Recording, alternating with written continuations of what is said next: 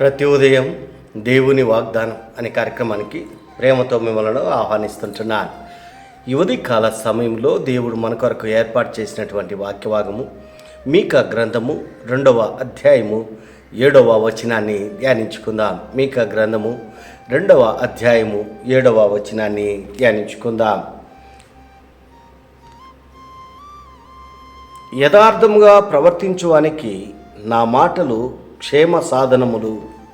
క్రీస్తునందు ప్రేమైన దేవుని బిడ్డలారా, ఈ ఉదయకాల సమయంలో పరిశుద్ధాత్మ దేవుడు మనకిస్తున్నటువంటి వాగ్దానము, యథార్థముగా ప్రవర్తించువానికి నా మాటలు క్షేమ సాధనములు.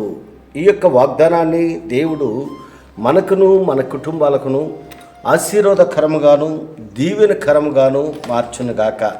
ఈ యొక్క మాటల్లోనే ఆత్మీయ సత్యాలను ఆత్మీయ అర్థాలను మనం గమనించినట్లయితే, మరి ప్రవక్తలలో ఒకడైనటువంటి చిన్న ప్రవక్తలలో ఒకడైనటువంటి మీకా ప్రవక్త ఈ యొక్క గ్రంథాన్ని రచిస్తూ ఈ యొక్క మాటలను మాట్లాడుతూ ఉంటున్నాడు.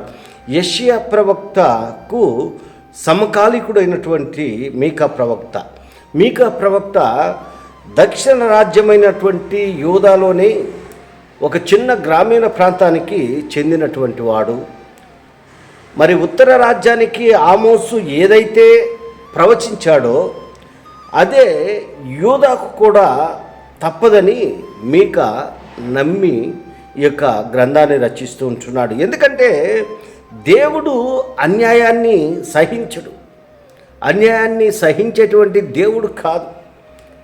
భవిష్యత్ కాలం గురించి నిరీక్షణాస్పదమైనటువంటి మరియు స్పష్టమైనటువంటి సందేశాలు ఈ యొక్క గ్రంథంలో మనం చూస్తూ ఉంటున్నాం. మరి ఇక్కడ మనం గమనించినట్లయితే యథార్థముగా ప్రవర్తించువానికి ఆయన మాటలు క్షేమ సాధనములు. దేవుని ఎడల దేవుని యందు యథార్థముగా జీవించేటువంటి వారికి ఆయన మాటలు క్షేమాన్ని ఇస్తూ ఉంటున్నాయి, ఆదరణను ఇస్తుంటున్నాయి, సమాధానాన్ని ఇస్తూ ఉంటున్నాయి, సంతోషాన్ని ఇస్తూ ఉంటున్నాయి. అయితే యథార్థముగా ఉండాలి, మన బ్రతుకు యథార్థముగా ఉండాలి, మన మాట యథార్థముగా ఉండాలి, మన ప్రవర్తన యథార్థముగా ఉండాలి. అప్పుడు దేవుని యొక్క మాటలు మనకి క్షేమాన్ని ఇస్తూ ఉంటున్నాయి. దేవుని యొక్క వాక్యంలో మనం గమనించినట్లయితే యథార్థముగా ప్రవర్తించువానికి దీవెనలు మెండుగా వస్తాయంట. దేవుని యందు యథార్థత, మరి మాటలోను పాటలోను నడవడికలోను యథార్థత ఉండాలి, సంఘంలో యథార్థత ఉండాలి, సమాజంలో యథార్థత ఉండాలి, కుటుంబంలో యథార్థత ఉండాలి, యథార్థముగా ఉండాలి. మరి అటువంటి వారికి దేవుని యొక్క మాటలు మరి క్షేమాన్ని ఇస్తూ ఉంటున్నాయి. క్రీస్తునందు ప్రేమైన దేవుని బిడ్డలారా, మరి ఉదయకాల సమయంలో ఈ మాటలు వింటున్నా నీవు నేను దేవుని పట్ల, దేవుని యొక్క వాక్యం పట్ల యథార్థముగా మనం బ్రతుకుతూ ఉంటున్నామా? యథార్థముగా మనం జీవిస్తూ ఉంటున్నామా? ఎలాంటి వారిగా మనం జీవిస్తూ ఉంటున్నాం? మరి యథార్థముగా అనగా చెడు కార్యాలను విడిచిపెట్టి దేవునికి అనుకూలమైనట్లుగా, దేవునికి నమ్మకమైనట్లుగా యథార్థంగా జీవించాలి. సంఘములో యథార్థంగా జీవించాలి, కుటుంబంలో యథార్థంగా జీవించాలి. మరి ఈరోజు లోకంలో మనం గమనించినట్లయితే ఈ యథార్థంగా జీవించేటువంటి వారు చాలా తక్కువగా చాలా అరుదుగా ఉంటున్నారు. ఎందుకనగా మరి మాటల్లో యథార్థత ఉండదు, ప్రవర్తనలో యథార్థత ఉండదు.